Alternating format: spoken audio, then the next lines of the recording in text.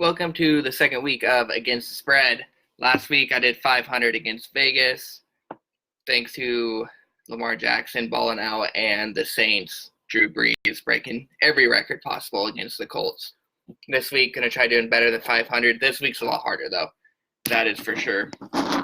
So there's no Thursday games. There's going to be 3 Saturday games instead of the 1 Thursday game. So we're going to get started right here. Texans -3 at the Bucks +3. I'm going to take the Bucks +3. Bucks are very injured in the wide receiver core. That doesn't matter for Jameis Winston. Jameis Winston can throw interceptions to anyone. He can throw touchdowns to anyone. Rashad Perriman had 4 touchdowns last week, and Rashad Perriman's going to be another fantasy monster this week. Next, we have the Bills at the Patriots. I said last week that I thought the Bills were going to win because I didn't think the Steelers were actually a real thing. I think the Bills are, once again, the Alabama football of the NFL right now. They can't beat real teams, but they can go and destroy the weak teams. I have the Patriots this week at -6.5. I saw what Josh Allen did last week against the Steelers. Multiple interceptions. Patriots will eat that up, and they'll take advantage of it, unlike the Steelers did. I got Rams +6.5 at the 49ers -6.5. This one will be interesting. Last time they met, the 49ers beat them 20-7, but the Rams are running a completely different offense at this point. The Rams are running a 2 tight end set, but I don't think that's going to work against the 49ers. The 49ers can rush you with only 4 people on the line. Just add one more person, he's going to get the quarterback every time. I have 49ers -6.5. It's a big gap on a rivalry game. Don't like it, but I'm taking it.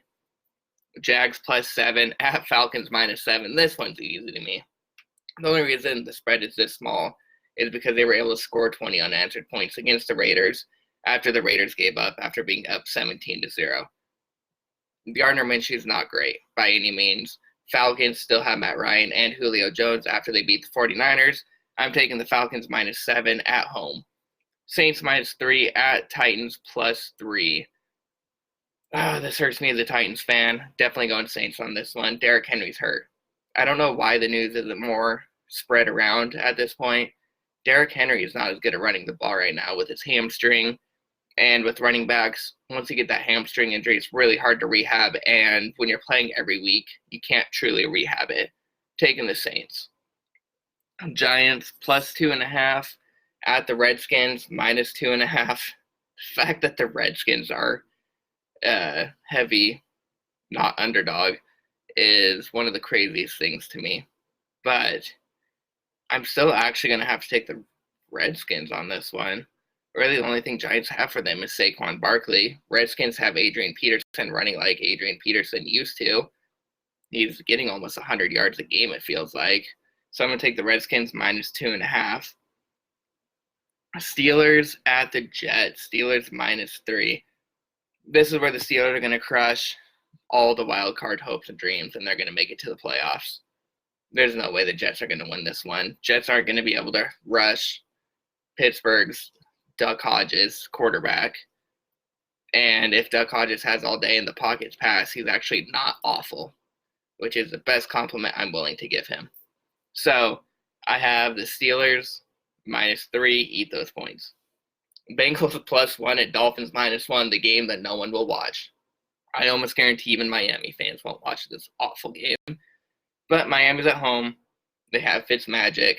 Ryan Fitzmagic can do Ryan Fitzmagic things, which is keep you in a game, every once in a while win against a bad team. Bengals look uninterested and don't care. Going Dolphins.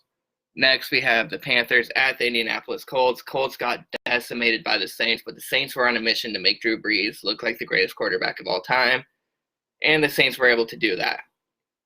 This time, the Colts are at home. They're facing a battered Panthers team. All the Colts have to do is stop the run, and they're really pretty decent at stopping the run. There's only one time in the last 31 games that they allowed 100 yards from a rusher. It was Derrick Henry. And I believe he only had 108 yards on 20-some attempts. Colts are actually really good against the run. I think Colts suffocate the Panthers and Christian McCaffrey this week. We're a little over halfway done. I just want to tell everyone, go to www.thesportsmitch.com. That's my website. I have articles, interviews. I have a whole bunch of content up there. And if you guys can see, this is just 1 month of writing. These are all the articles I have on Diamondbacks, Phoenix Suns, Pac-12 football, Pac-12 basketball, baseball, pretty much anything Arizona related. Check it out. Let me know what you think about your articles. Review my Facebook page, The Sports Mitch, if you can, and follow me on Twitter at The Sports Mitch 1. Thank you. Now back to against the spread. We have Ravens -10 at the Browns +10. I watched that Browns-Cardinals game because I contractually had to. And the Browns are not good. They're very uninterested. Multiple Browns players have asked the Cardinals if they can join the Cardinals team, which you have to be, there's a special place in hell for you if you're begging the Cardinals to be on their team. So Browns, they're not interested. Kareem Hunt, Nick Chubb seem to be the only interested parties. Ravens haven't played since Thursday. Ravens are on a mission to get that number 1 spot. This is the last game they care about. If they win this, Ravens are going to win by more than 10.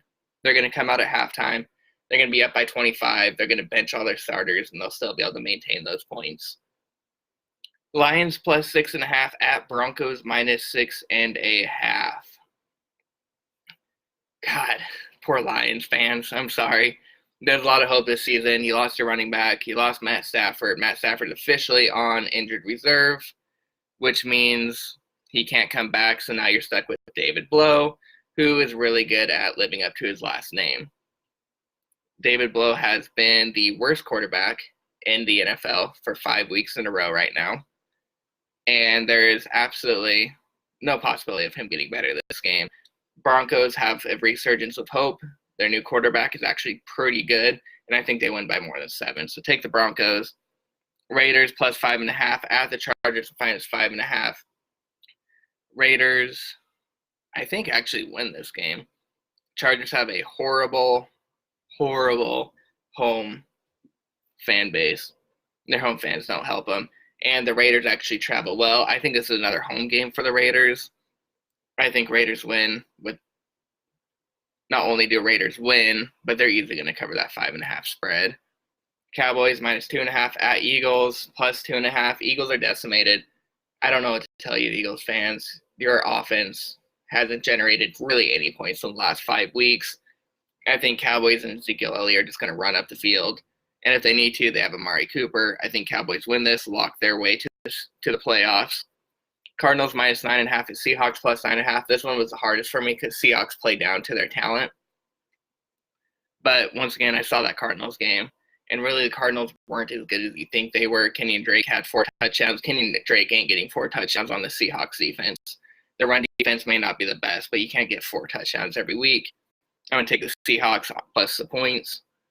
Chiefs -5 at Bears +5. Chiefs defense has actually stepped up. They've been one of the better defenses in the league since Marcus Peters, which would be about 7 weeks ago now, I believe. Maybe 6 weeks ago. So it's actually a really good survey size. And I'm going to take the Chiefs -5 at the Bears. I don't care about the weather. I saw Patrick Mahomes throw 140-plus yard touchdown to Tyreek Hill. And he still has Travis Kelce. And the final game, which might actually be the game of the week, is going to be Packers +4.5 at Vikings -4.5. I think Vikings win it. I don't think the Packers are as good as we think they are. Vikings have been playing lights out at this point. I know Packers have a decent run defense, so that'll definitely hurt Dalvin Cook. But the return of Adam Thielen is definitely going to help them. I would take Vikings -4.5. Once again, everyone, thank you for listening. Definitely check out www.sportsmitch.com. That's where this video will be. I'll post everything that I said up there about the scores. I'll keep track. Remember, last week I'm at 500, so we got our money back at least. But hopefully this week we can get a little bit more of our money back. And please follow me on Twitter. Thank you.